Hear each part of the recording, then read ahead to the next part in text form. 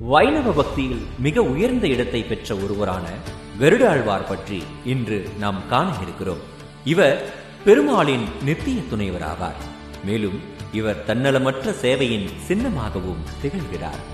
கருடனின் கதை மகத்தான பக்தி மற்றும் தியாகத்தின் உறைவிடமாகும்.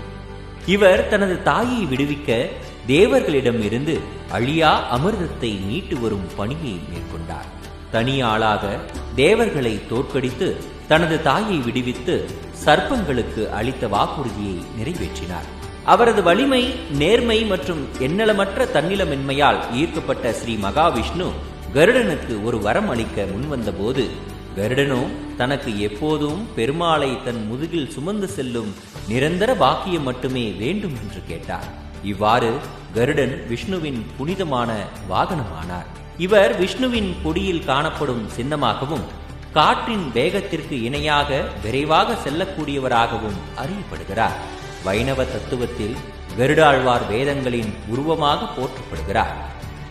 ஆழ்வார்கள் பக்தியை எவ்வாறு வெளிப்படுத்த வேண்டும் என்று தங்கள் கவிதைகளால் காட்டினர். கருடாழ்வார் தன்னலமற்ற பக்தியுடன் எப்படி சேவை செய்ய வேண்டும் என்பதை காட்டுகிறார். இவர் எப்போதும் பெருமாளை நோக்கி கை கூப்பி நிற்கும் கோலம் பரிபூர்ண பக்தி மற்றும் தெய்வீக விருப்பத்தை நிறைவேற்ற தயாராக இருக்கும் தன்மையை குறிக்கிறது. தன்னலமற்ற சேவை என்பது ஸ்ரீ மகாவிஷ்ணுவின் பாதங்களை அடைவதற்கான சிறந்த வழி. அப்படி வாழ்பவர்களுக்கே பகவான் இறுதியில் மோட்சத்தை அளிக்கிறார். வாழ்க வளமுடன்.